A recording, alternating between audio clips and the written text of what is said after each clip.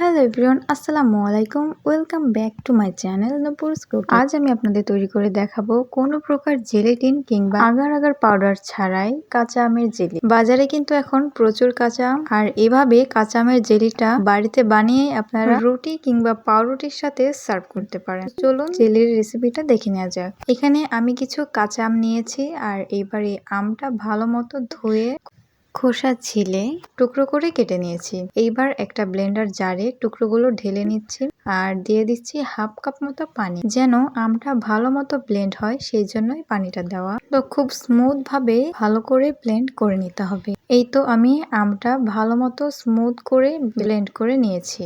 এইবার চুলাতে একটি পাত্র বসিয়ে দিয়ে তারপরে আমের পিউরিটা দিয়ে দিচ্ছি, আর দিয়ে দিচ্ছি ব্লেন্ডার ধুয়ে যে গায়ে পিউরিগুলো লেগেছিল সেইটা ধুয়ে একটু পানি দিয়ে দিচ্ছি।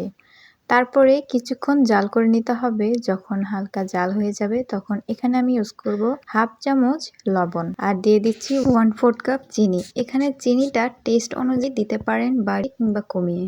যদি বেশি টক খেতে চান তাহলে আরো কম দিতে পারেন, আর যদি একটু বেশি মিষ্টি খেতে চান তাহলে চিনিটা আরেকটু বাড়িয়ে দিতে পারেন। তো তারপরে যখন জেলিটা ফুটে আসবে তখন এখানে আমি গ্রিন কালার ইউজ করছি। এটা পুরোপুরি অপশনাল, এটা চাইলে নাও দিতে পারেন। এখানে আমি 2 ফোঁটা মতো কালার ইউজ করেছি। তো এইবার ফুড কালারটা দেওয়ার পরে আরো কিছুক্ষণ জাল করে নিচ্ছি।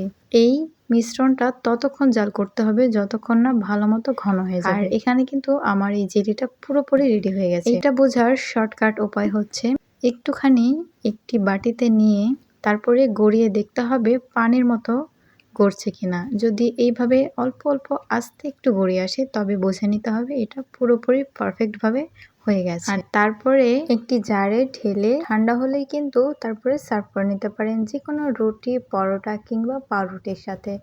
আমি এখানে একটা পরোটার সাথে সার্ভ করেছি, আর দেখতেই পাচ্ছেন কতটা পারফেক্ট হয়েছে, আর এই স্বাদও কিন্তু অনেক দ্বিগুণ ভালো হয়েছে। আমি নিজেই এর ফ্যান হয়ে গেছি। আমি বারবারই এটা বানাই, তাই আপনাদের সাথে শেয়ার করি। যদি আমার রেসিপি ভালো লেগে থাকে অবশ্যই আমার চ্যানেলটি সাবস্ক্রাইব করে দিবেন, আর যদি পেজ থেকে দেখে থাকেন অবশ্যই আমার পেজটি ফলো করে দিবেন। তো সবাই ভালো থাকবেন, দেখা হবে নেক্সট কোনো ভিডিওতে।